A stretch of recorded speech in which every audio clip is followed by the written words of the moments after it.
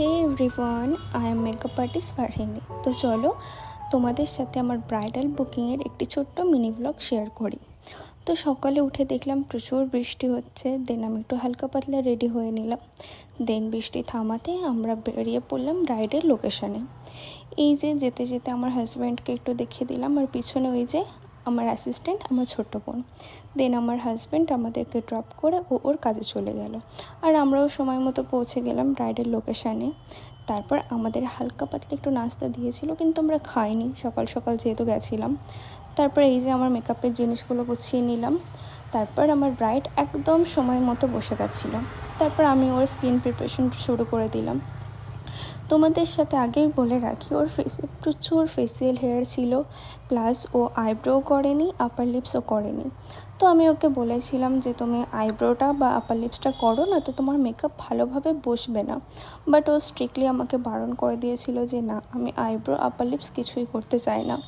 তো আমি কিছু বলিনি, কারণ কারোর ডিসিশনের উপরে কখনোই কিছু চাপিয়ে দেওয়া একদমই ঠিক না। তারপর আমি ওর মতামত অনুযায়ী ওর মেকআপ স্টার্ট করে দিই। ওর ফেসে একটু ডার্ক সার্কেলও ছিল। তারপর আমি ডার্ক সার্কেলগুলো একটু কালার কারেক্ট করে বিউটি ব্লেন্ডারের সাহায্যে ব্লেন্ড করে নিচ্ছিলাম। তো আমি সমস্ত আপকামিং ব্রাইডদের ক্ষেত্রে বলতে চাইবো যে তোমাদের বিয়েটা হলো তোমাদের একটা স্পেশাল দিন। তো স্পেশাল দিনে তোমরা মেকআপ আর্টিস্টকে বুক করছো, ঠিকই আছে, বাট তোমরা তোমাদের স্কিনের একটু যত্ন নাও, কারণ এই স্পেশাল দিনে মেকআপ করবে ঠিকই আছে, মেকআপ হলো একটি আর্ট, এটাকে তোমার সৌন্দর্যকে এনহ্যান্স করবে। বাট তোমার ফেসে যদি কোনো দাগ থাকে, পিম্পলস থাকে, এগুলো তো হাইড করা পসিবল না, তাই না? তো আমার ব্রাইডে দেখতেই পাচ্ছ, ওর কপালে প্রচুর পিম্পলস ছিল। তো সেটা আমি কভার করার চেষ্টা করছিলাম, বাট খুব একটা কভার হচ্ছিল না, কারণ এটা তো সম্ভবই না। তারপর আমার ব্রাইডের চোখগুলো একটু ছোটো ছিল, তো আমি হাইলাইটার দিয়ে দিলাম আর একটু নিউড কাজল দিয়ে দিলাম।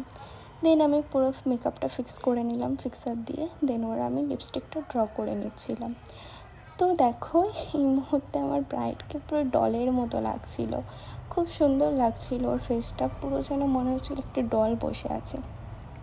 তারপর এখানে দেখো আমার ব্রাইডের ফাইনাল লুক। তো এখানে লাইটের প্রবলেমে একটু মেকআপটা ফ্যাকাশে লাগছে, বাট সামনে থেকে খুব সুন্দর লাগছিল। মেকআপটা খুবই গ্লসি লাগছিল, খুব সুন্দর লাগছিল ওকে।